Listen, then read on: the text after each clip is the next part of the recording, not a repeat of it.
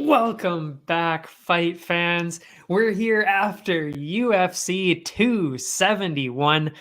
What a great card it was. I mean, we knew it was going to be pretty good, but I don't know, was it even better than we thought? The prelims, all the prelims were amazing. You had the main event. The main event, maybe not quite as good as we thought it was going to be. I was expecting a little more for sure from both guys, not just Izzy. And then the co-main, Tuivasa and Lewis. Oh my God. I honestly did not see that one coming. I lost my mind. Oh my God. So we'll be talking about that, of course, first. And then we'll be talking about, of course, this week's event, UFC Vegas 48. Originally, that was Fiziev and RDA. That would have been amazing. So sadly, that one's gone, and it was replaced by Walker and Hill, which is The card definitely went down. It took a bit of a dip after they lost that one, that's for sure. That's too bad, but there's still some good ones. So obviously, we're going to be talking about that after. But first, of course, let's start off with UFC 271 with those prelims. We'll open up with the first one, of course. We always go in order. It was Maxim Grisham and William Knight. Originally, this was actually at light heavyweight, but Knight came in 12 pounds overweight, so they moved it up to heavyweight. Wow. So the first couple rounds were fairly slow, both men kind of working to, feel each other out. Kind of saw that one coming. That happens a lot, with two bigger guys. Well, I mean, they're pretty small for heavyweight, but of course, this was technically at light heavyweight before. Anyway, Knight was clearly having a problem with Grisham's length, struggling to get anything going at all, really. And Grisham was just picking him apart with leg kicks, combos, and even landed a big head kick in the first round. And then in the third, Knight, obviously realizing he was losing, came out heavy. He tried to get some clinches and some takedowns, never really got anything going. So, yeah, and then to really put a stamp on it, Grisham dropped Knight at the very end of the fight with a huge hook to really just solidify that win. So fairly easy decision win for Grisham on that one. And that's exactly what we kind of figured was going to happen. I didn't talk about that one in the lead up, but of course, as I always mention, I do have Tapology, so I do make predictions for every single fight that goes on, and we did fairly well. It was I think it was 11 out of 14 or something like that. I don't know, it was something like that. I can't remember what we got, but it was pretty good. A pretty good night for us again. After that, Jeremiah Wells defeating Blood Diamond. By the way, it did not say that his name was Blood Diamond before this. It did not say that. I don't think it said that on Bet99 last week. I don't think it said that on Tapology last week that was his name. I think they switched his name on both of those platforms like midweek, like maybe just after I streamed, because I don't remember him being called that. But anyway, a very cool name.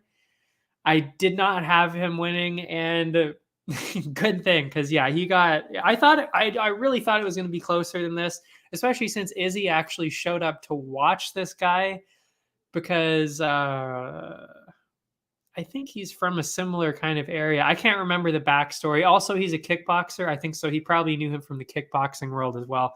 So I had slightly higher hopes. I thought it was going to be close. I still thought Jeremiah Wells was going to win. But he actually ended up getting a first round submission, and he really was in control of the whole fight. Really had nothing going. Blood Diamond was against the fence, kept pushing for takedowns over and over until he landed one. I should say Wells did that. My bad. And from there, it was really just 3 minutes straight of ground and pound and submission attempts, just complete dominance on the ground, and he ended up getting him out. I mean, it sucks to see that, because that they're so good at stand-up. You knew he was going to be good at stand-up, and it just sucks to see when they can't show that off because they don't have that other part down yet. That's why Izzy's so good. That's why We talked about, I think it's Alex Pereira who beat Izzy in kickboxing. But, he had the similar thing. He's very hard to take down. Izzy is very, very hard to take down, except for, of course, what we saw tonight, but we'll talk about, or on Saturday, but we'll talk about that a little more later.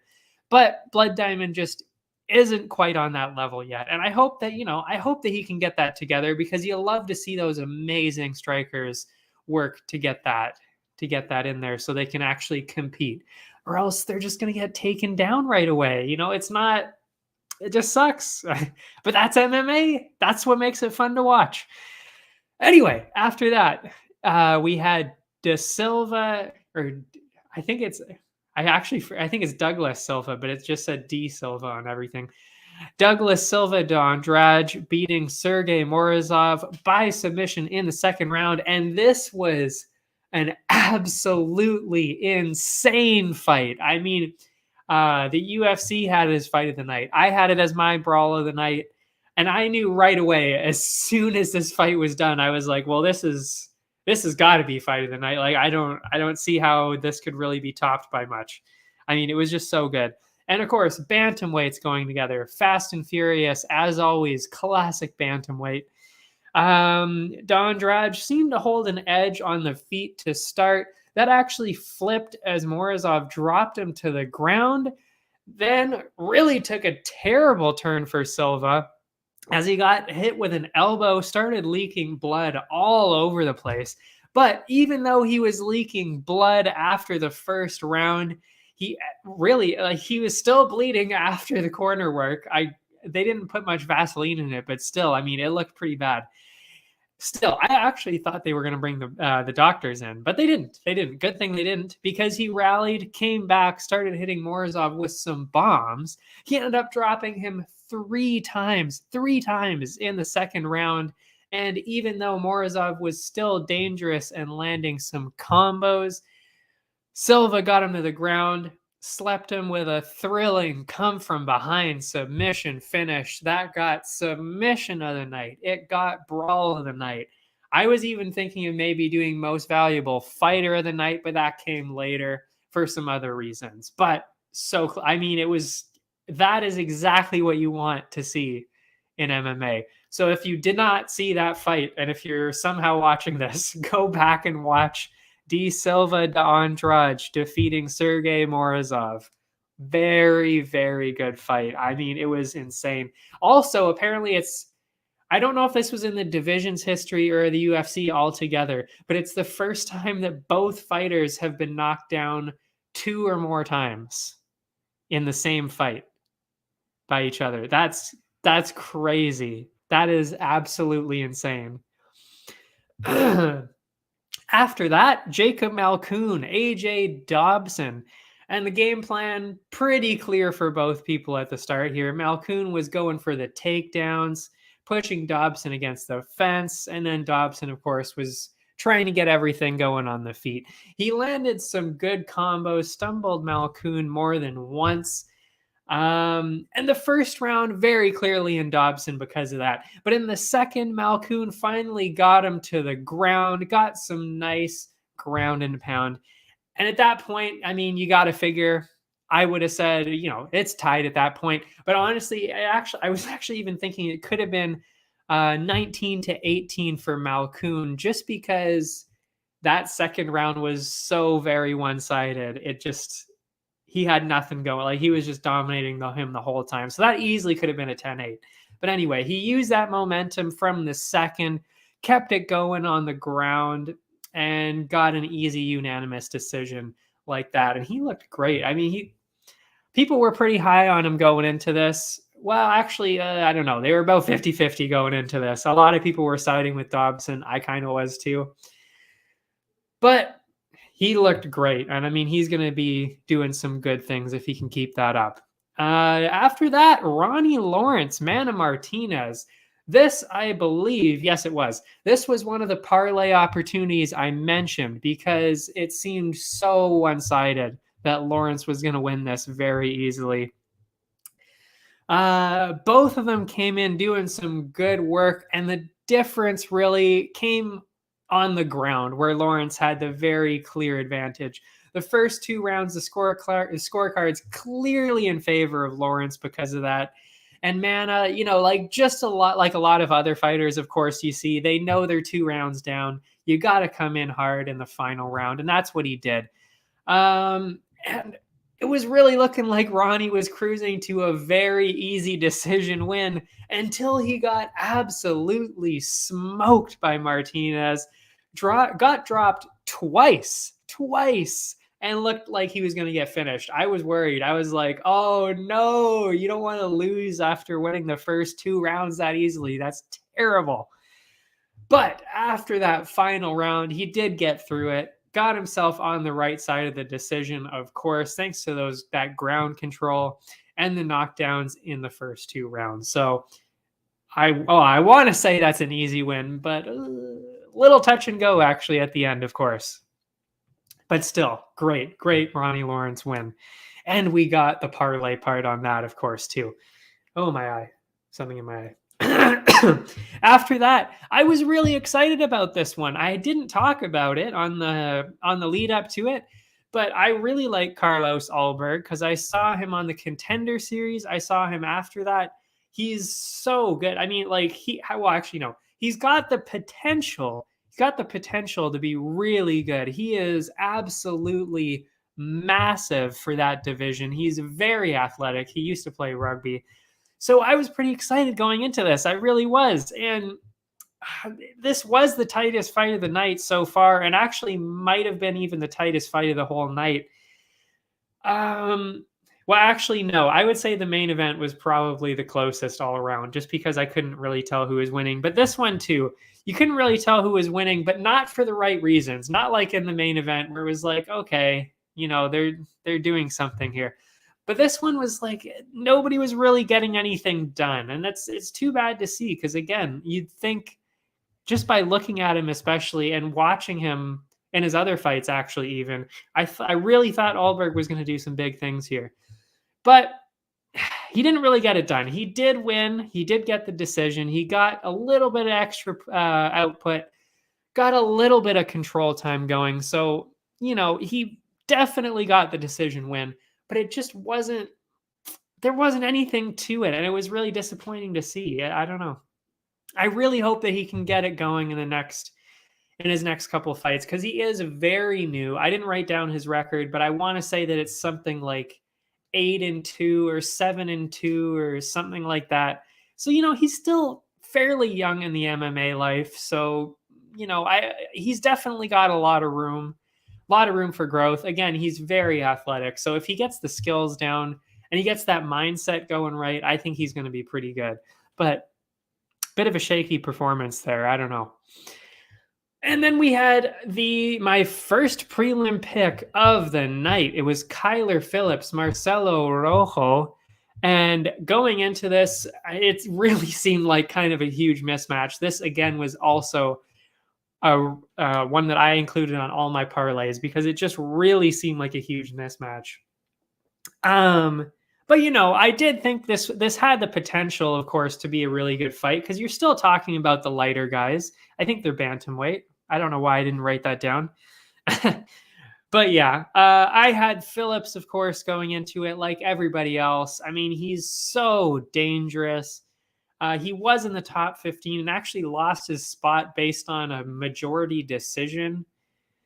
Like, you know, that's not really a great way. That's kind of a dumb way to lose your spot, to be honest. I mean, in that close of a fight to lose your spot, even though he technically won that. I don't know. So, well, actually, no, majority decision. Technically, that's a draw. But anyway. And he won over Song Yadong. So you knew he was going to be good. But you know what? It really was. I thought it was going to be slightly closer, but it was just a showcase for Phillips's ability. He just absolutely destroyed Rojo's leg with calf kicks. I mean, it really looked like there was like a balled up fist on his calf there. Disgusting calf kicks. I mean, it was insane. Plus, of course, those crisp combos that we knew he was going to have. And then after dismantling him on the feet like that, it ended up being the ground game that won him the fight. and he sunk in a very, very rare triangle armbar submission. I can't remember what number it was. I don't remember if it was the second ever, or maybe it was the sixth or the eighth ever, but it was still in the first 10 times that's ever happened in the UFC. So very rare, very cool to see that. And that was in the third round. Now that he's back and dominating somebody that is fairly tough, because I will say, that's why I thought going into this, it was going to be a little closer than it was, because Rojo is actually very tough. He really is. So for Phillips to do that, I mean, easily win and just destroy him. He's for sure going to be fighting. There's a dog in the hallway. That scared the shit out of me. He'll easily be fighting in the top 15 soon, similar to what O'Neal did in the next fight, which we will be talking about. A fight like that, wow, that's really distracting.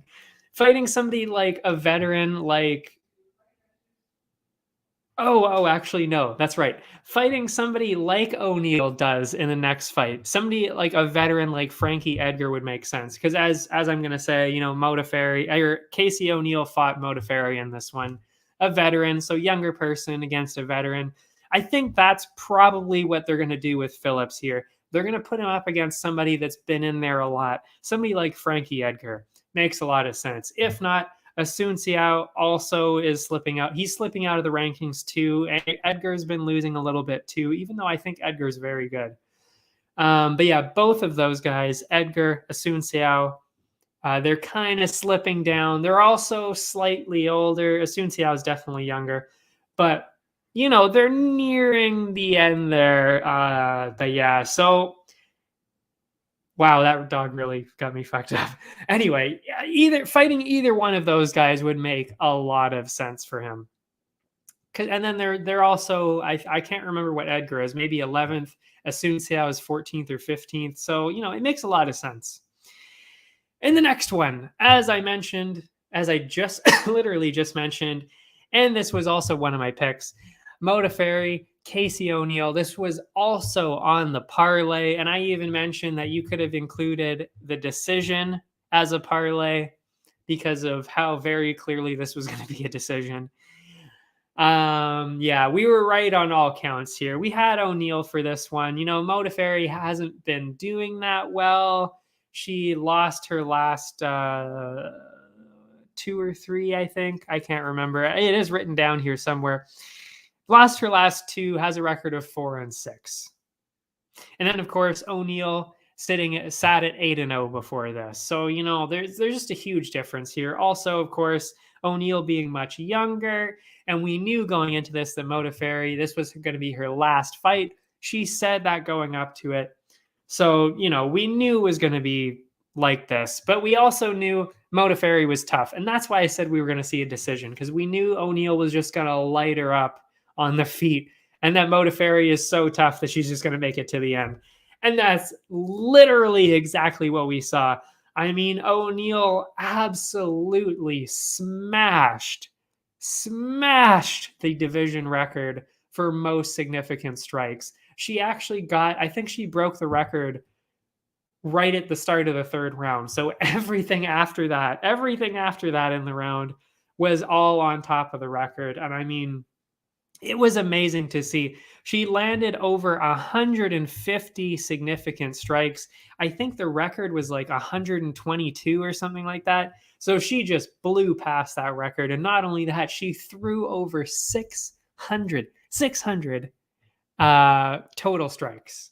That's absolutely bananas. And I mean, that's crazy. And then, of course, for Modafferi to take that is crazy. And I mean, honestly, the real absolutely fucking crazy part of this is that she didn't win by unanimous decision. It was a split decision. Easily the worst. Maybe not the worst, but one of the worst decisions I have ever seen. In fact, it actually made me I'm making a new BLÜ bonus for the end of the month. it's going to be the worst judges card of the month. And I'm going to do that every month now, because honestly, some of these cards that you see, some of the decisions are just absolutely fucking mind-blowing. But this one was so bad that it actually made me want to make a bonus for it. That is how bad it was. They had it as 29-28 for Modafferi. Yeah. So she got hit over 150 times, significantly.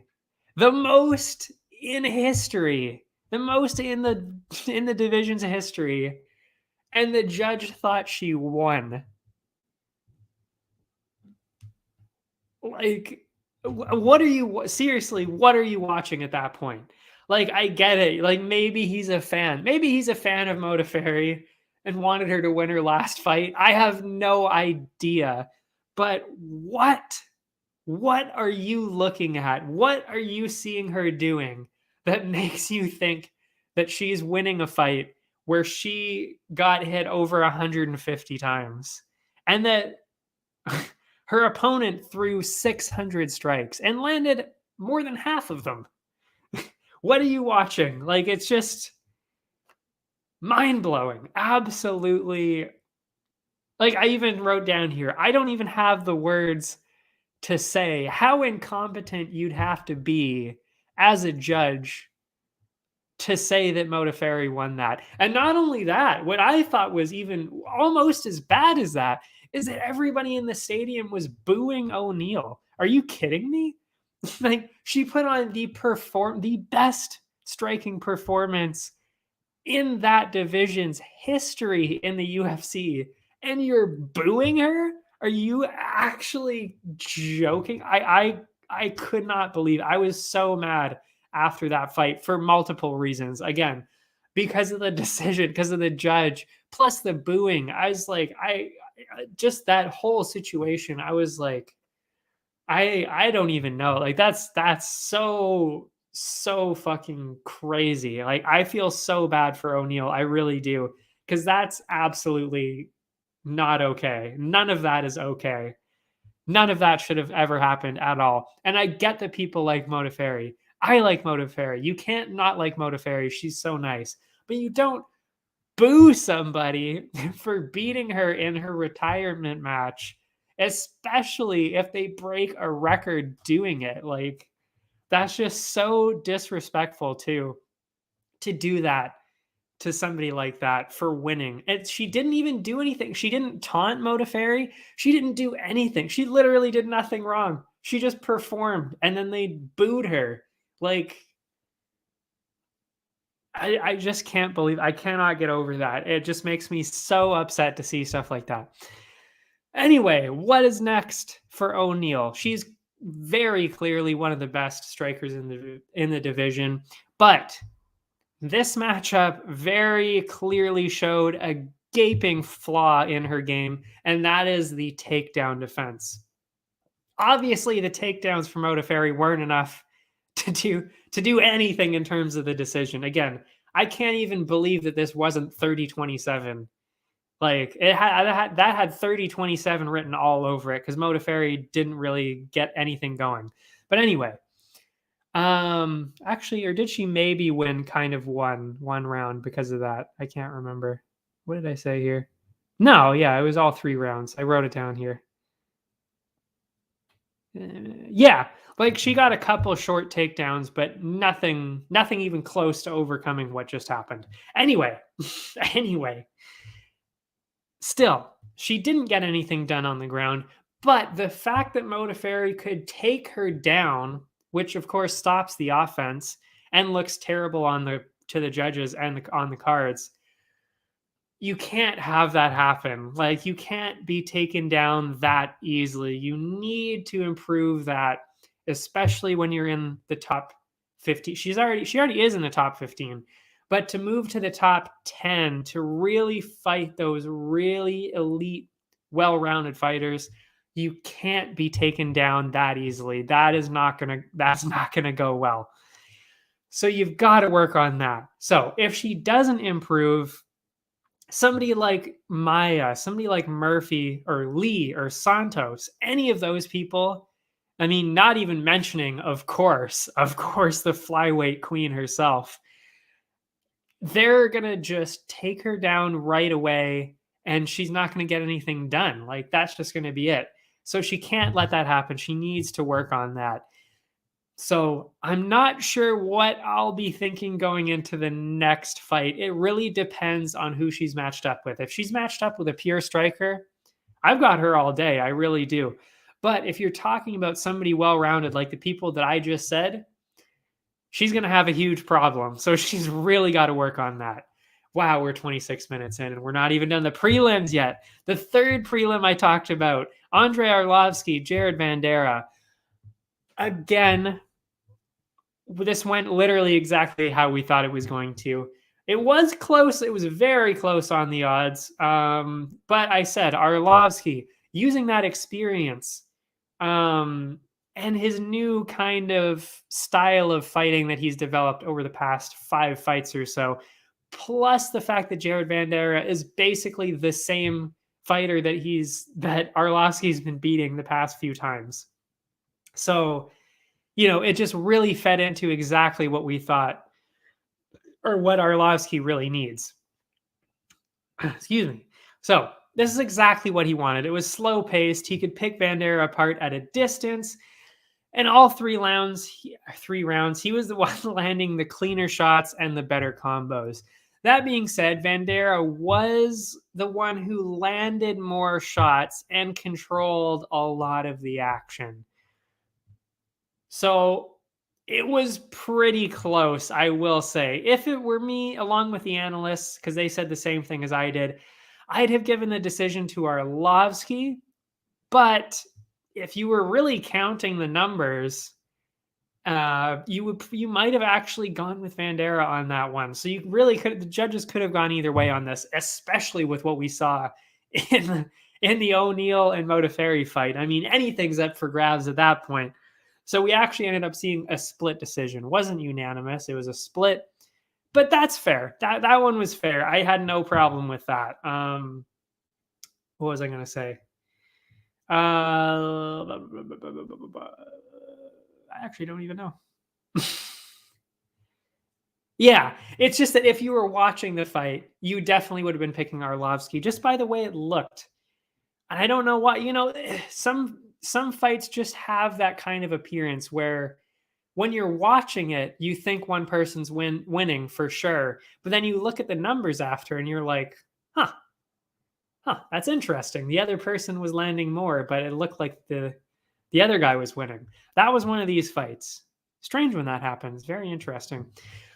Then, of course, we had the main card. It opened with Nasrat Haqparast against Bobby Green. I had Bobby Green going into this, especially based on the experience, but also based on what I saw with Haqparast against Hooker. I knew Haqparast was going to have a hard time with this. And that's exactly what we saw, really. Bobby Green utilized his speed and his output. I mean, absolutely insane for both. He's so fast, never stops throwing, and he used that to pick apart Nasrat.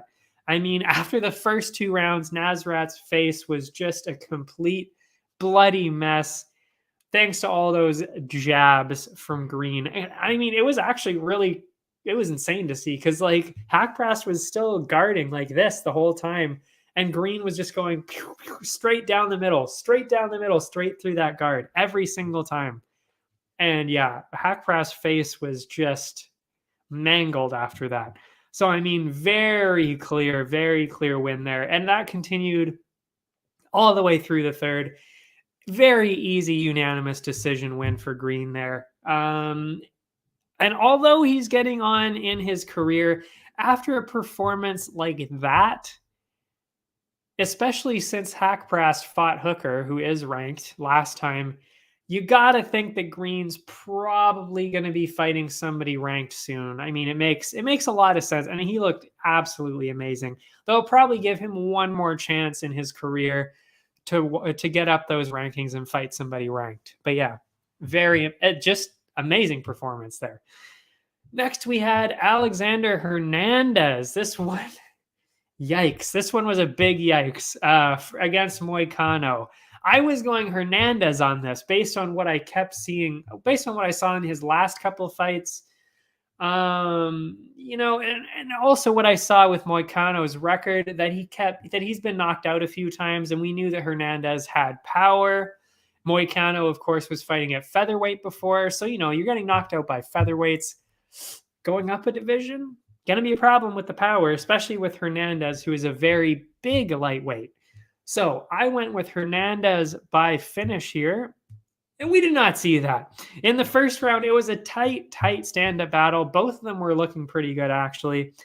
And it stayed even all the way up into the second until Moicano hit Alex with a big one. I don't think he saw it coming. Stumbled him, got him to the ground. And we knew that was going to happen. You know, we knew that if the fight went to the ground, Hernandez was going to have a bit of a problem. And that's exactly what happened. Moicano dominated from there and got a submission win in the second round. So yeah, too bad for Hernandez because he was looking really good up until then. But you know what? Now Moicano, that's quite a performance. So yeah, we might see big things from him next. I don't know. And Hernandez still looking good. I mean, you know, not too much off of him in that one. I mean, he just got caught and got dominated on the ground. What can you do? Practice BJJ, I guess. After that, Jared Cannonier, Derek Brunson, for basically being the next middleweight title contender. That's what they were fighting for here. It was very, very close going into this. Of course, Brunson ranked number 4, 5-fight win streak. His last loss was against the champ Adesanya, and in those 5 wins, he got Shabazian and Till, and had decision wins over Heinisch, and of course, Till again. And of course, Cannonier looked amazing lately with wins over Silva, Hermanson, and Gastelum. So, I mean, you know, it was looking real close. And I went with Cannonier on this one because, of course, of that heavyweight power. He used to be at heavyweight, then started working his way down. As, of course, I mentioned, and they mention on the broadcast every time he's fighting, he is one of the only people to get finishes, actually knockouts, in 3 different divisions. That, of course, being heavyweight, light heavyweight, and middleweight now, of course. So I said because of that extra power, because I know Brunson doesn't necessarily do well with that kind of thing, I figured Cannonier was going to win it like that. But I did say Brunson had a very good chance just because of all that wrestling. So if he could use that, he definitely had a chance. And that is exactly what we saw, kind of. It actually looked way more in favor of Brunson when I was watching the fight, for sure. He came in heavy. Brunson came in going for the win for sure, doing exactly what he had to do. He took Jared down a couple times and even actually ended up dropping him and sinking in a deep submission attempt in the first round. It looked a bit dangerous there for Cannonier, that's for sure. After getting saved by the bell in the first, seriously, if it would have lasted another 30 seconds, I think it would have been done. But Cannonier got through it, and he still had some problems with the ground game until he got up, and then he actually landed some heavy combos, stumbled Brunson, got him to the ground, and then at that point, he knew he had to get Brunson out of there as quick as possible, and I don't know why more fighters don't do this. You know, they're maybe chasing a submission at that point when they're on the ground, but when you know that you're going to be on top, and, you know, you might not have a chance to finish them again, the ref is going to step in if you really throw a lot into it. Of course, you don't want to get gassed out if they don't get it. You know, maybe that's also a reason why people don't tend to do it. But if you really throw everything into it, most of the time, I would say 90% of the time, the ref is going to stop the fight. You got to do what you got to do. And that is exactly what Cannonier did. He took advantage of that situation and threw everything he had at the ground and pound. And he actually ended up sleeping Brunson, put him out for a nap to get a KO win in the second round. And there's only one place to go from here. We said it already. Cannonier said it in the octagon. He was yelling at Dana White. And Dana White agrees. And Izzy wants the fight too. The title fight, of course. And they even say that's probably happening in June. Cannonier, Adesanya, sometime in June. That's going to be very interesting. I think Izzy, just because, because of that style, because of his awkward style, his very unique striking ability, his also very well-rounded striking ability, and the fact that he's so fast, I think he's probably going to win. But I still can't wait to see it. And it's a new matchup for Izzy, and that is exactly what he wanted. He didn't want to fight the same people again, that being Brunson, of course, in this case.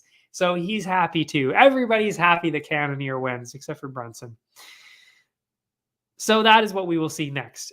As for Brunson, I talked about this last week, actually. I think it was last week. Strickland seems like the perfect person to fight him next. Either that or you've got Vettori. No matter what happens, though, again, we've got exciting things for the whole top five. And I mean, that top five alone, I don't know if anybody's going to break into that top five, but even if they just fight each other, it's going to be a very exciting rest of the year. After that, we had the one that everybody was excited about, Derek Lewis, Tai Tuivasa. Oh my goodness.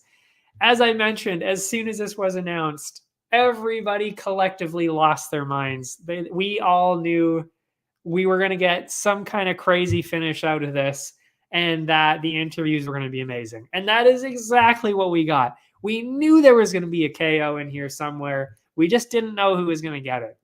I said it was going to be Lewis because, of course, he's been fighting the much, much tougher people. He's also bigger. He's got what I think is probably the second strongest punch in the division, really. I mean, you got Ngannou with an obvious first, and then I think you've got Lewis in a somewhat close second. So I was going Lewis on this. As expected, and I did say this, and this is exactly why I said you should be picking the over in the +1 in the 1.5 round. I said +1.5 or over 1.5 for this exact reason. It was a very slow start. Nothing, absolutely nothing happened the first few minutes. I don't even think they threw a strike the first few minutes. And then, interestingly, Lewis turned into a wrestler, got a nice takedown. And he easily won the first round because of that. If you land a takedown when nobody's even throwing any punches, I mean, you're obviously winning the round there. And in the second round, wild exchanges started. And that's exactly, again, what we expected. Both of them landed some big shots. And then in classic heavyweight fashion, one guy landed the bigger strike and it was all over. And in this case, as we all know, it was Tuivasa. Tuivasa landed a massive elbow, knocked Lewis out on his feet, didn't even see the ground coming, just full on down on the ground. Crazy, shocking the whole stadium. Houston, his home. The man's home, knocking a man out with an elbow in his own home and drinking a beer over his corpse, shocking the whole MMA community. Absolutely amazing. And they were cheering too, because of course, I mean, you have to love Tuivasa. Like, there's literally no reason why someone would ever hate Tuivasa. So of course they were cheering him, even though of course they wanted to see Lewis win that. But still. What does that mean in terms of the rankings, though? This shakes up the entire heavyweight division. It really does. Now that Tuivasa will be moving up into the top 5 out of the 11th spot, I believe it was. I mean, that opens up everything in the top 5. I mean, we could see a bunch of whole new matchups because we were really seeing them fight each other after a while there because nobody could break into the top 5 there. But now we could see him fight another striker like Volkov, Rosenstrike, and those. I mean, it would be the same thing. We're either going to see it. We're probably seeing another Shuey in that case. I mean, if you can knock out If you can knock out Lewis, you can knock out literally anybody.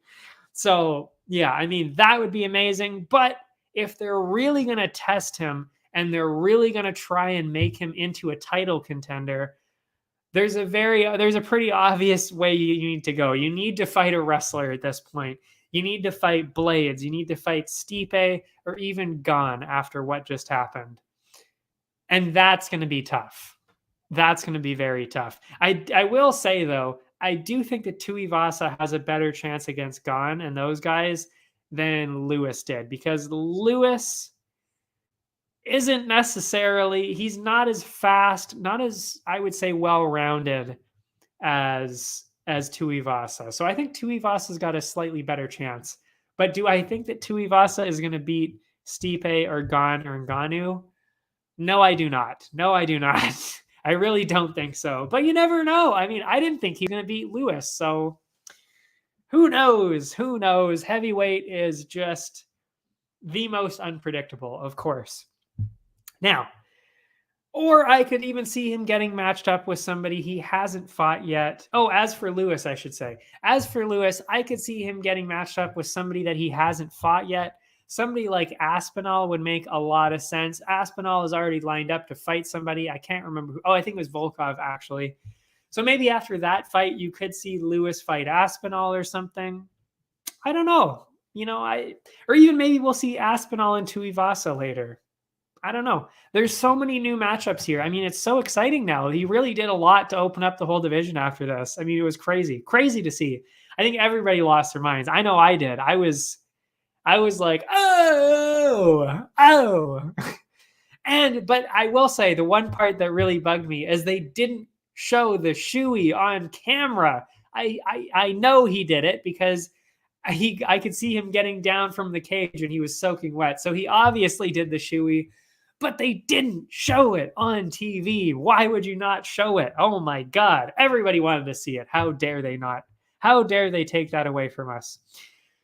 Then we saw, of course, the main event. Good God, we're 45 minutes in and I haven't even started talking about our card this week. But anyway, Adesanya, Whitaker, to close out an amazing card. Seriously, one of the best cards of the year. And I know I've been saying that a lot this year, but it just keeps getting better.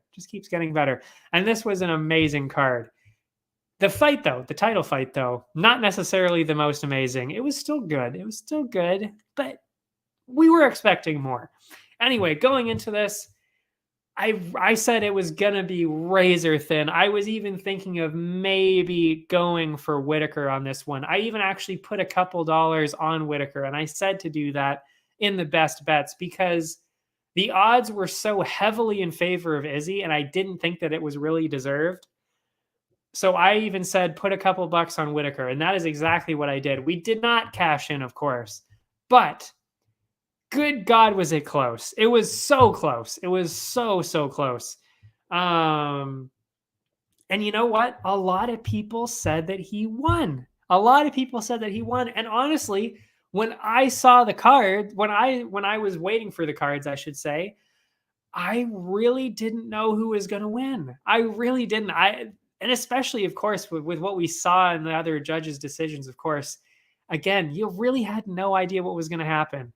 I wasn't sure. So the first round, very clearly Izzy. All the judges saw the first round as Izzy, of course. He got the knockdown there. So very clearly in favor of him.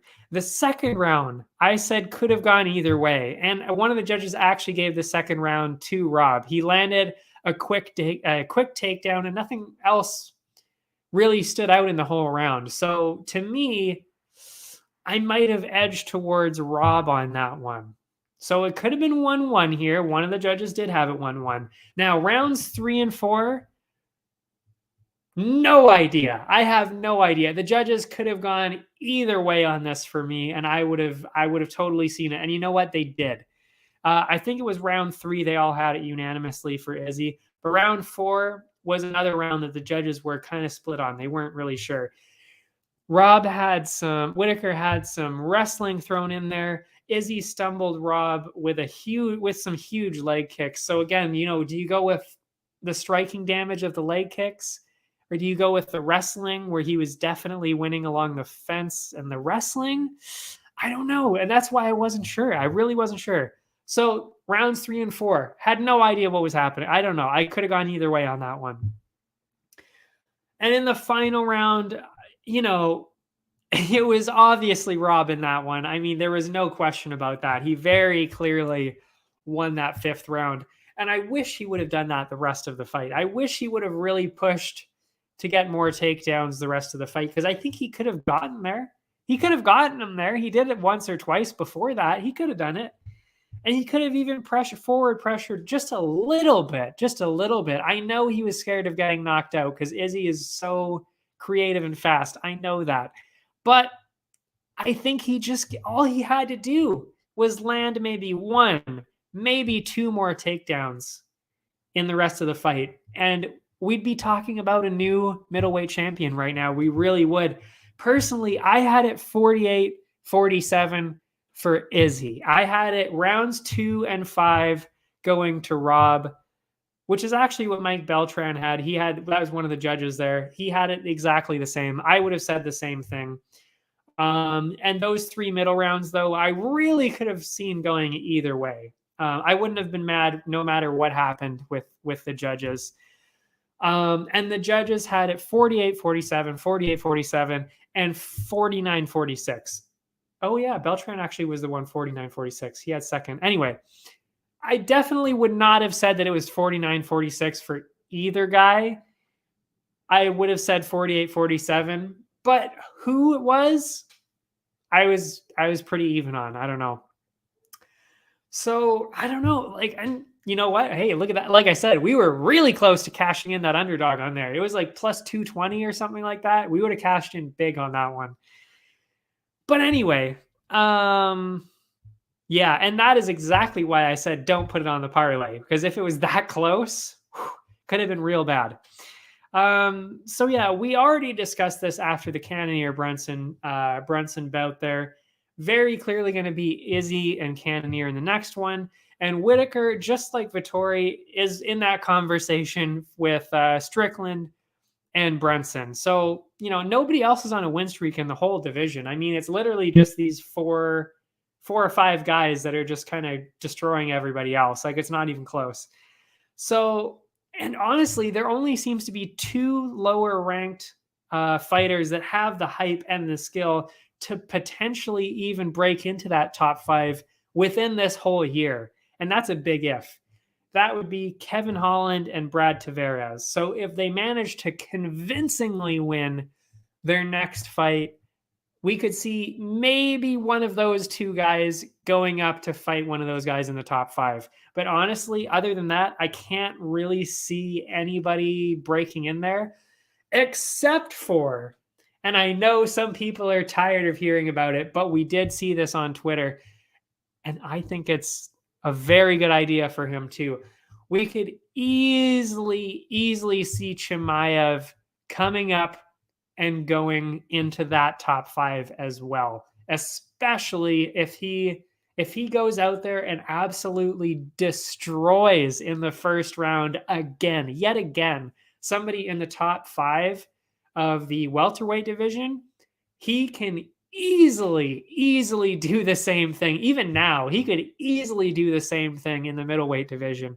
And there's a lot of people saying that he would absolutely destroy Izzy. And honestly, I don't think he would get destroyed, but I honestly kind of think Chimaev would probably win that. Because I mean, you know, like Whitaker didn't even necessarily get all that much going, but he got some takedowns here.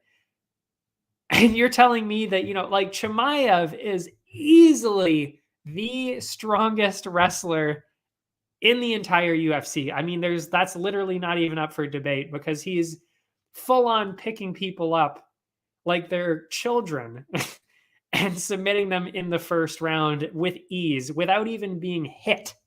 So, I mean, yeah, I think Izzy should start to be a little bit worried, especially considering he was taken down that many times. He was taken down 4 times by Whitaker.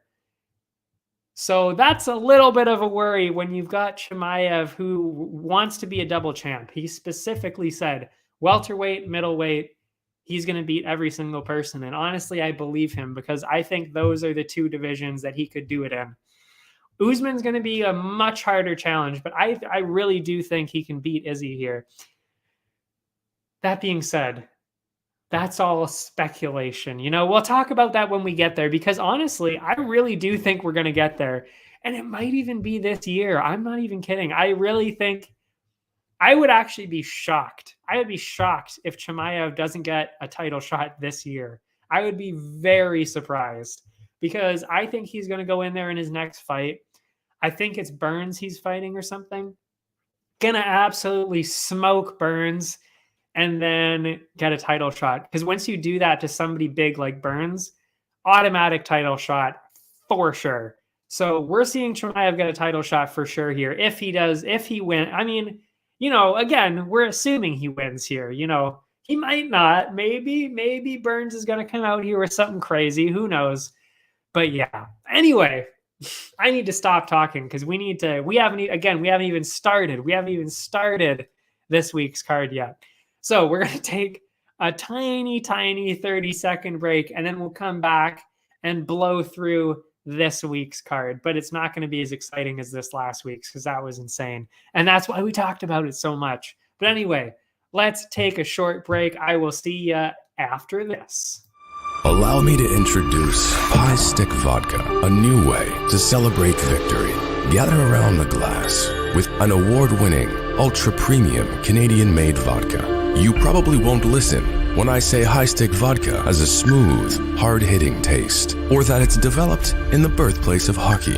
You won't listen when I say High Stick Vodka is a tribute to the game of hockey, or when I tell you it's distilled 4 times using Canada's purest mountain spring water to provide an authentic, remarkable flavor. But maybe you will listen when I say it comes in a f***ing hockey stick. Showcase your passion for hockey with our limited edition hand-blown hockey stick bottle. Whether you're celebrating victory or drinking to defeat, High Stick Vodka is better after every shot. Visit us at highstickvodka.com. It also comes in this regular bottle. Celebrate victory.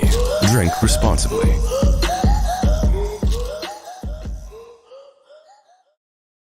And we're back. Now we're going to be talking about UFC Vegas 48. And that has, of course, like I said, changed from Fiziev and RDA to Johnny Walker and Jamal Hill. Definitely not as exciting, but that's okay. So this is another one of those sleeper cards. I don't think it's going to be as exciting as the last sleeper card we saw because I knew that one was going to be good. This one, I'm not sure about. But you know what? All of these cards with smaller fighters on them tend to be very, very exciting. They tend to be some of the best cards. So who knows? I mean, you never know until you actually get in there and the fight start. Who knows? So there's only 2 ranked fighters on this entire card, and that is in the main event, Johnny Walker and Jamal Hill. So we'll start off with the main card, of course. Joaquin, Buckley, Abdul, Razak, Alhassan. Oh my God. This one I'm actually excited for. Loki should really stop making noise because that's very distracting. 2 very powerful middleweights are set to open up here with a bang. This one is going to be good. I'm actually fairly excited for this one. Both of them KO machines. And every single one of their UFC wins has been by a finish so far. So we're probably seeing a finish in this one. I don't want to guarantee a finish here, but I think this one's going to be good. Buckley, fairly recent addition to the UFC, added in 2020, lost his debut to Kevin Holland, but has a record of 3-1 since then. He's got KO of the year in 2020 against Impa Kasanganay. That was that spinning heel kick that left Impa like collapsing on the ground like that. Insane. Alhassan, he's been around the UFC since 2016. I actually didn't know that until I looked that up. I thought he was also fairly new because I had only heard about him last year. But I did see him last year, and he was very good. He looked very, very good. He started off in the UFC at 6-0. Since then, actually outside of the UFC. That's when he got into the UFC. He was 6-0. Then after that, he's fallen to 11-4, had a 3-fight losing streak, but that ended in his last fight after he got a 17-second head kick KO. Insane. Like I said, he's very good. Even in the loss, honestly, the losses before that, he still looked pretty good.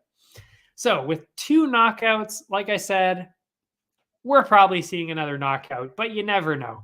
The question is, who is going to be finished? And it's very close. This is a real toss-up for me. You could go either way with this one. They're very close in talent, very close in experience. So to me, it's whoever is going to land the first big shot. Whoever lands the first big shot in this fight is going to win. So I will say that because Buckley has a slightly longer reach and he's 9 years younger, and because of that is probably a little bit faster, I'm giving the edge towards Buckley. But like I said, very, very even. And if you look at the odds, where's my banner? We see on Bet99 the Bet99 odds. -160 for Buckley, +130 for Abdul, Razak, Alhassan. I think that is totally fair. Like I said, it is very, very even, giving the edge to Buckley. So if you're playing the odds, if you're just playing the odds, playing the straight up odds here, maybe you want to go with Alhassan because it is that close. It is so razor thin. But if you want me to pick a winner here, I'm going with Buckley. I think he has a slightly better chance. So you could definitely go with Buckley on this too. The odds are so close, you could bet on either one. The over-under on this, over-under 1.5 rounds, and the odds are almost dead even. Over is at -116. Under is at -110. I'm going to go with the over on this one because I think you're going to see similar to what you see with the heavyweights. Because these guys are so big and so powerful, you're probably going to see them wait out the first round a little bit more and then get it going in the second. You could definitely see either one of them getting a KO before that, which is why it's so low. But I would say the safer bet here is the over 1.5 at -116. And that is what I will be doing. I will be throwing a little bit of cash on that one. After that, Jim Miller, the veteran Jim Miller. We love him. Against the newcomer, Nicholas Mota. This is a classic veteran versus young gun story. We talked about Jim Miller all the way back in October. He's fought literally everybody since 2008. I mean, the fact that he's been in the UFC, this is his 14th year in the UFC. That is absolutely mind-blowing. A little bit of a rough start since the start of 2020, I should say. Lost 3 times in 5 fights. But, that's kind of what you expect later in the career. It's just not going to be as good. And that's tough to see, but it's inevitable. We all get like that at some point. That being said, he turned it around in the last fight where he got his first KO since 2016. Did not get a KO for 5 years. Got one last year. Amazing. And of course, like I said, Nicholas Mota just starting his career. He got his contract on the Contender Series back in 2020. So he did not fight last year. But he did have a couple canceled bouts. And one of them was actually to Jim Miller. So this was originally scheduled about 6 months ago, I think. In spite of the obvious advantage that in youth that Mata has, this really could go either way. I am so on the fence about this one.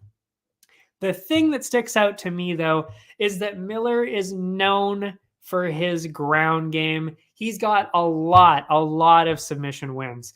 Mota, on the other hand, has never had any submission wins, not even in amateur, like not even in his first few fights. And that is when a lot of professional MMA people, especially people in the UFC, they have a lot of submissions, even if they're not necessarily submission artists. Even they tend to have submissions in early on in their career.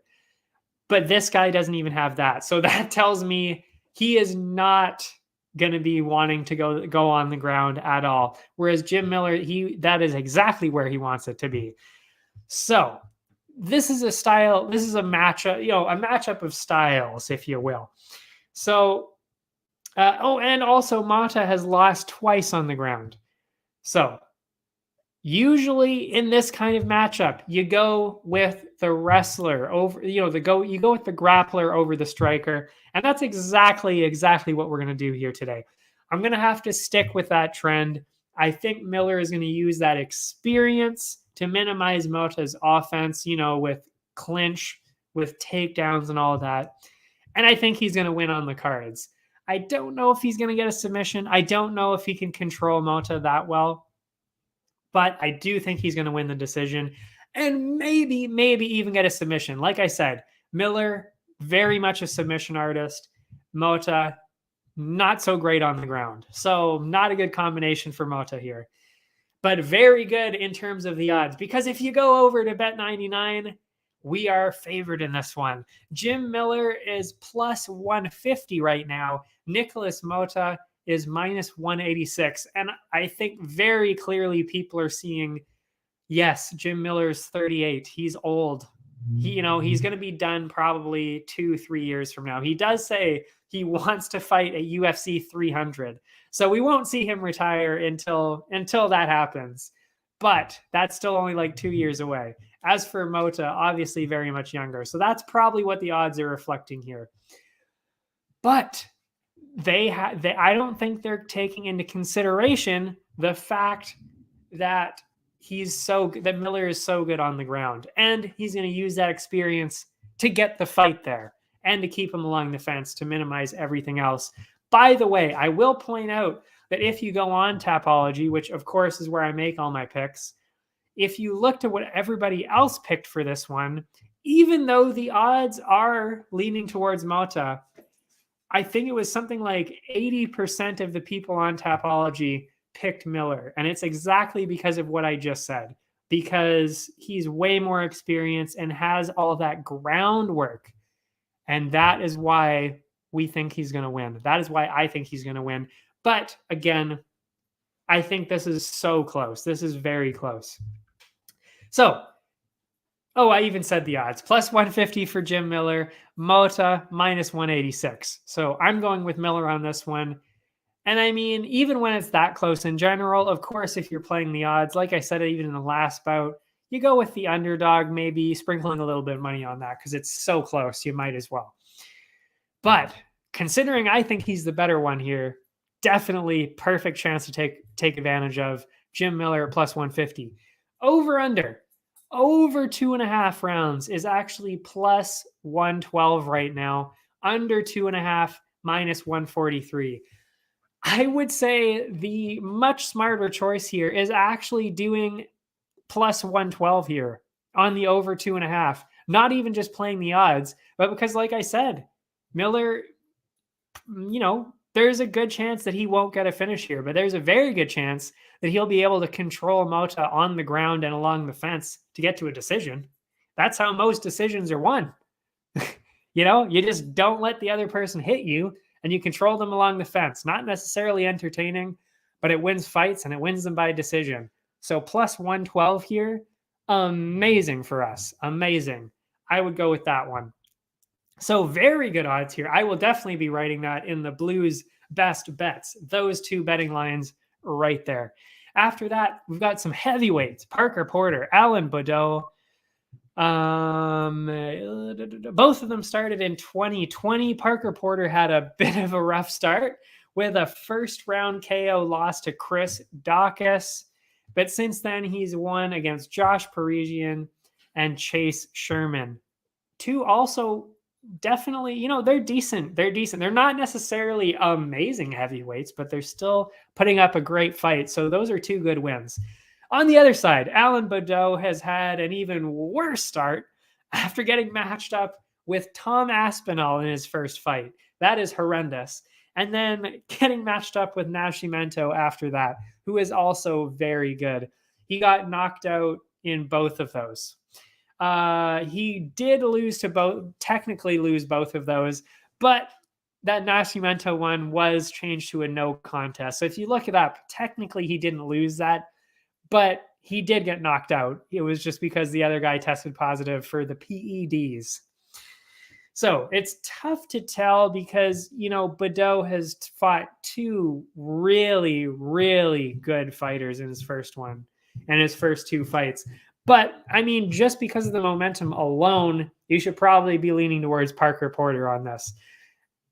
Outside of that, Baudot does have a 5-inch reach advantage, and Porter tends to carry around 15 to 20 pounds more than Baudot does. So, what was I going to say here? But I will say, because I have seen him fight, I do know that Porter, although he comes in, cutting down to like 260-ish, he is very fast. He's very quick for his weight, and he's quicker than a lot of other heavyweights, including probably Baudot. So he might be faster, and he's got that extra power carrying in 15 to 20 pounds over. Keep that in mind, of course. So, due to that glaring fact that Baudot has been finished in his only two UFC bouts, and because Porter weighs more, I'll lean towards a Porter finish on this one. But Porter gets a lot of decisions, so I could really see him getting a decision here too. I don't know, but also because of that, I did say finish here because Baudot, like I said, he's been finished twice in a row. So it's not like he's got the best chin as it is. So we could see the decision. We could see a finish. I would say that's about 50-50 on this. But I do think we're seeing Parker Porter on this one. And if you go towards the odds, they're definitely in favor of Porter. Minus 267 for Porter, plus 210 for Baudot. Very interesting. The over-under is at minus 150 right now for over 1.5 and plus 120 for under. I would say it's tough on this one because, like I said, you could very much see Porter go into the later rounds because he's used to getting decisions. But Baudot has also been knocked out once in the first round, once early in the second round. So you could definitely see the under as well. I would say the safer bet is probably the over, but with those odds at plus 120, it's not a terrible idea to throw a couple bucks on that under 1.5.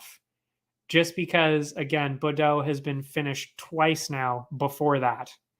And Parker Porter definitely has the advantage. So it's a toss-up on that one. You could go either way. And then also playing the odds in general, plus 120 for under 1.5 for heavyweights like that. Not bad. Not bad. And then we got in the co-main event, Kyle Daukaus, Jamie Pickett. This was not the original matchup. I can't remember who Daukaus was fighting originally. I did not write it down, but it was not supposed to be Pickett. And that makes a lot of sense because honestly, I think this is a slight bit of a mismatch here. I do think that Pickett has somewhat of a chance, but Daukaus, I think, very clearly holds a lot of momentum going into this. And what did we say here? Jamie Pickett just fought a month ago. Literally a month ago he fought. I knew, I was like, didn't we just see Jamie Pickett? And I looked it up, of course, because that's part of their whole research thing.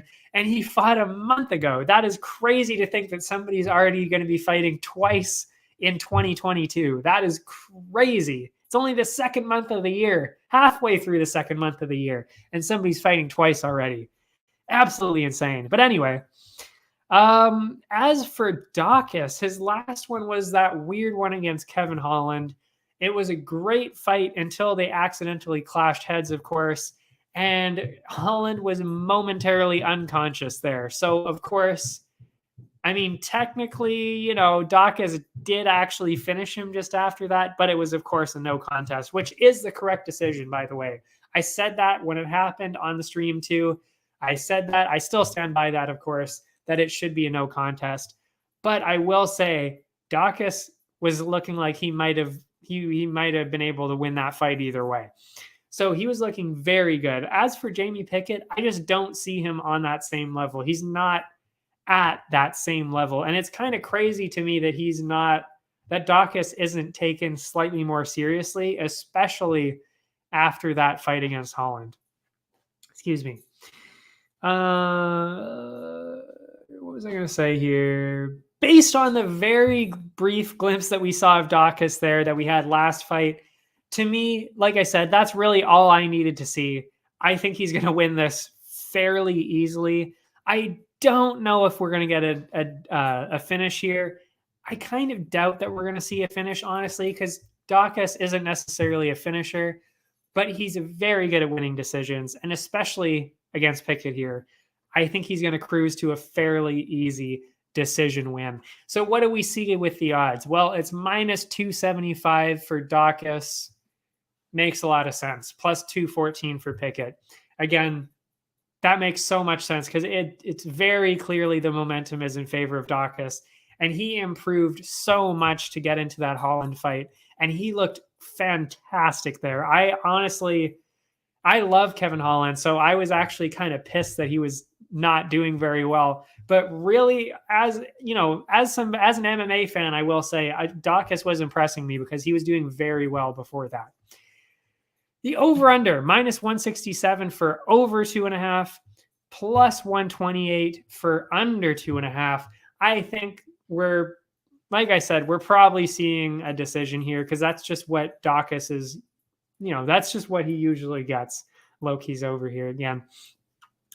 So, I mean, you could bet either way on that. I would say the much safer bet would be, of course, minus 167 for the over 2.5. That would make the most sense.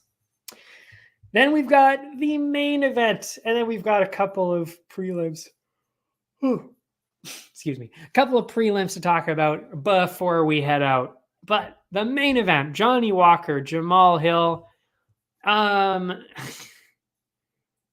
Walker ranked number 10. Hill ranked number 12. Weird fight for the last one for Hill. I like to say that every fight is exciting in its own way. I can't say that about his last one against Santos. That was quite possibly the most boring fight I've ever seen. It was, I remember thinking vividly, I was like, wow, Santos easily won this decision and he didn't even do anything. He barely got any offense off, yet he still easily won that. And that should tell you exactly how much Walker did in that fight, which would be absolutely nothing. I think he got less than 10 strikes or something for each round. It was very boring. Not a good fight to watch. Do not watch that one. Let's see. What was I going to say here? And as for Hill, he had the exact opposite experience in his last one. He got how many seconds? Less than a minute into the fight, he got a KO against Jimmy Crute in his last one. And that was crazy to watch because I thought, like a lot of other people, I thought Crute was going to walk away with that one. Not easily. I thought it was going to be close. But Walker came in. Not Walker. But Hill came in and absolutely destroyed Crute. Didn't give him a chance at all. Knocked him out right away. Absolutely insane. So I'm going with the very easy choice here of Jamal Hill. Not just because Walker looked terrible in his last fight, but because Hill has looked so good. And honestly, he just seems pissed that people don't take him seriously. So he's coming in there with a vengeance, trying to prove to people that he deserves to be not just in the top 10, but in the conversation for a top 5. Because honestly, I would have liked to see that. Santos against Hill, that would have been more entertaining for sure than Walker versus Hill. Anyway, so I'm giving the advantage for sure to Hill here. I think we're going to see a finish either way, to be honest. But you never know. I'm leaning towards the finish here. I will say there's no over-under on the odds yet because, of course, this was added last minute. So I guess they just didn't put the odds in yet. Seems a little strange to me because it was added at least on Saturday, because that's when I found out about it on the when I was watching the pay-per-view. So I don't know why they didn't put up the odds yet. But anyway, that aside, the odds for just the fighters themselves, plus 200 for Walker, minus 260 right now for Hill. Again, makes a lot of sense. Probably be throwing that in a parlay. By the way, we should really be talking about the parlays. And of course, this is all going to be in the article as always. But I'm thinking Hill at minus 260. That's a good addition to the parlay. Daukaus, perfect for the parlay. Porter, perfect for the parlay. That's minus 267 and minus 275 for them. Daukaus, minus 260 for Hill. So those three fantastic choices for parlay.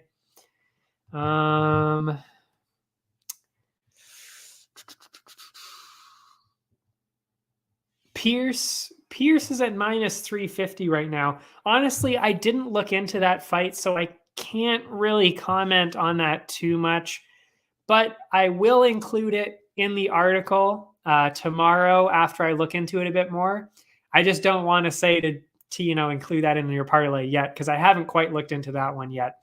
And then Bautista at minus 286 is also would make sense. But again, I haven't looked into that one yet either. We will talk about another one though, and that is Anheliger. That is in the prelims, and I will talk about that right now, actually.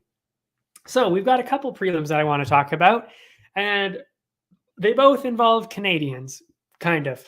And you'll see what I mean after that. I don't know why I'm having problems here now. Anyway, so the first one I want to talk about, Jesse Straiter, Chad Anheliger. As I said, we've got a new addition to the UFC here, Chad Anheliger, Canadian, and he is from the Contender Series. I don't know why I stumbled there. He's not new to UFC fans, of course, like I just said. Fought on the Contender Series back in September. Looked fantastic. Currently sitting at 11-5. But even though he's at 11-5 right now, he's on a 9-fight win streak. That means that he was sitting at 2-5, and since then he's won 9 in a row. That is very, very impressive. Just before he got his contract, actually, he beat Brady Hiestand, and if you remember that name, that's because he was actually on The Ultimate Fighter, and he was in the finale of The Ultimate Fighter. So, and of course, Brady Hiestand ended up losing that in the decision, a very close decision.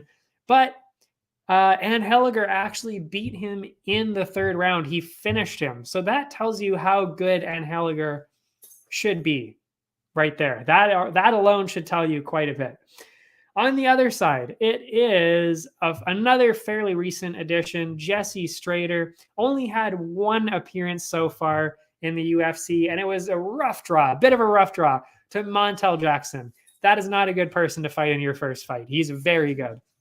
So, and that's his only UFC fight. Obviously, he lost that one. Physically speaking, Straiter has a little bit of a reach advantage, 6 inches, and he's also 5 years younger at the age of 30. So physically a little bit towards Straiter there, but that's just an obstacle for Anheliger to overcome here. And I think he can do it. He's definitely got the more momentum leading in his direction.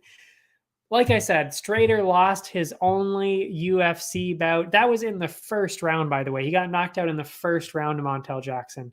And Jackson is good, but first round KO, that's never good no matter who you're fighting, except for maybe Chimaev. So, and Anheliger's record has been filled with first round KOs. He's got a lot of first round KOs. So on the one side, you got somebody who just got knocked out in a first round KO and somebody who knocks people out in the first round. So to me and to a lot of other people, that doesn't look good for Straiter. It looks very good for Anheliger. So I'm going Anheliger by finish here. He's got the power. He's got the skill. I think he's going to get it done. So this is actually one of the parlay ones that I was going to add on that I was just talking about. And he is sitting at minus 267 right now against the plus 210 for Straiter. So that makes a lot of sense. And the over-under, obviously favoring that KO here. They're saying that at 2.5 rounds here, over is at plus 142, under is at minus 184.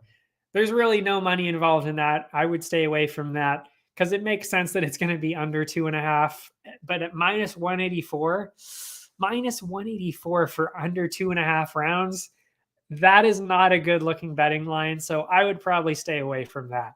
But there you go. I mean, you know, what a lot of people do is they combine the two. So they say Ann Helliger over, you know, Ann Helliger under 2.5 rounds. You could definitely do that. So after that, is that the last one? No, I've got two more, both women's fights. Diana Belbita. Love Diana Belbita, even though I forgot how to say her first name, against Gloria De Paula. We've got an honorary Canadian in Belbita here. I say that because she is from Romania, but she lives and trains in Canada. So we love that. We love to see that. And she very much proudly represents Canada. She loves Canada. And we love her, of course. She's also just a really cool person. You should follow her on Instagram and Twitter. She's very funny. And yeah, very cool. Anyway, what was I going to say here? She's had a rough start to her UFC career with 1-2 record to Molly McCann and Liana Jojua. That's a fairly, you know, those are two decent fighters for sure. But she turned that around. Wow, I'm losing it now because we're an hour and 20 minutes in. She turned that around with a win over Hannah Goldie last year. And now she's sitting at 14-6 in her career, which is still pretty good, especially for women. I mean, women's records tend to be more balanced out. Also, they don't tend to have that much experience. And at 14-6, 20 fights deep, and she's pretty young. That's very impressive. That should actually say a lot too. Gloria De Paula, much less experienced, 5-4. So not a great looking record there. After her contract on the Contender Series, she's lost her first 2 UFC bouts, and that is to Jin Yu Frey in a decision. And she was on the wrong end of a highlight reel KO after she got head kicked by Cheyenne Vlismas last year. I vividly remember that because Vlismas got the bonus. That was, of course, just after she got divorced too, changed her name from Cheyenne Bays to Vlismas. Not a good time for Gloria De Paula, clearly. So who's going to win here? They're the same age, have the same reach, basically. So I think that's going to come down to experience and style. Being that De Paula's from Brazil, she's going to probably try and take that down to the ground, of course. Well, Belbita is going to try and keep it on the feet. Makes a lot of sense. So because of that, the style has me leaning just a little bit towards De Paula, I will say. But because of Belbita's record, it's just so much more impressive than De Paula's. This is like this is really a coin toss to me. You could go either way on this. True 50-50. I have no idea which way this is going to go. It's going to come down to who shows up on that night ready to fight. But because of the record and the deeper pool of experience there, I'm giving just the tiniest edge to Belbita by decision here. And we're most likely seeing a decision here, I will say. The odds, Belbita minus 125, De Paula plus 100. So they see it as very, very even as well. If you're playing the odds, go for De Paula for sure. I mean, there's no reason not to sprinkle a little money on De Paula just because of the odds. But who do I think is going to have a slightly better chance to win? I would say Belbita. So take with that, go with what you want on that one. Are you going to go with the odds? Or are you going to go with the maybe slightly better person? Up to you. And the over-under on this one, minus 250 for over 2.5, under 2.5 plus 185. I mean, yeah, I think we're very clearly going to be seeing a decision here. So minus 250 makes a lot of sense.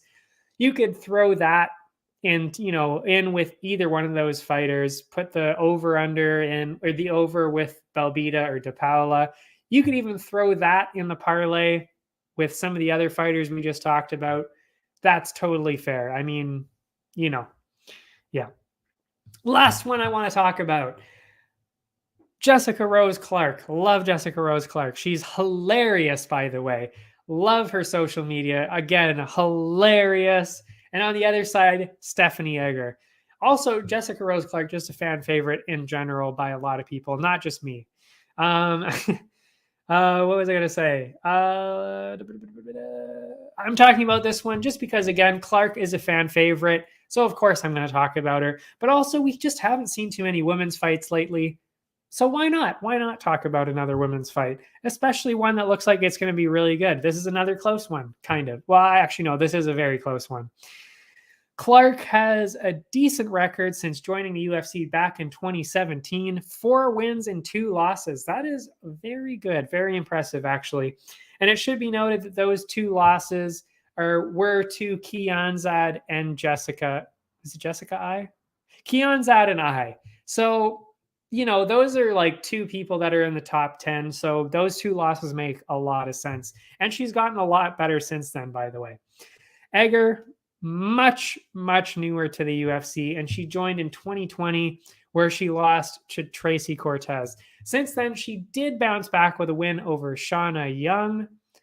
But I don't know. To me, what was I going to say? Unless you're at the top of the division, so like the top 5, maybe the top 10, these fights are all going to be very close because nobody right now is at the point where they're absolutely destroying somebody. That's just not really happening, especially in bantamweight right now, because that's what they're fighting at. There's really nobody jumping ahead of anybody at bantamweight right now. So we know that this is going to be a very close fight. So because of her experience fighting the top contenders, I would say Clark has that slight bit of an edge. Also, like I said, I watched her last couple fights. She's very much getting a lot better. So I think she definitely holds a slight edge in this one. And if you go towards the odds, it's actually fairly close. Minus 193 for Clark, plus 154 for Egger on this one. In terms of the odds, because it is fairly close, maybe you'd want to go with Egger. But honestly, I think Clark might have a bit too much of an edge for me to say to do that on this one. I would take the minus 193 for Clark on this one because I definitely could give her the edge on this one. The over-under on this, as expected, minus 200 for over 2.5, plus 154 for under 2.5. Again, makes a lot of sense. We're probably seeing a decision here. So yeah, again, do the single fight parlay where or even just say Clark by decision, Egger by decision, whatever. Yeah, makes a lot of sense. I think that's what we're seeing here. And that's it. An hour and a half. Good God. I knew this was going to be a long one though. And oh my God, not only that, but I think next week is going to be just as long, if not, what was I doing here? I got distracted by a rogue comment on YouTube. It's these robots putting down a bunch of letters. It's not even anything offensive or anything. It's just random letters. Anyway, I think next week's is honestly going to be possibly the longest stream that we do. I might have to just really blow through all of the coverage or something, because it's going to be very long, because not only do we have this week's, of course, which we just talked about, UFC Vegas 48, you've got UFC Vegas 49, and I'm going to be talking about the BFL 72, I want to say, maybe BFL 71. I can't remember what it is. That is also on this week. Obviously, I'm not talking about it leading up to it because I don't know anything about any of the fighters, so I'm not going to do that. But I will talk about it after because we love the local leagues. BFL held in Vancouver. Of course, it's a Vancouver promotion. We love to see that. And not only that, you end up seeing people on BFL and then, of course, Unified, which we've covered before.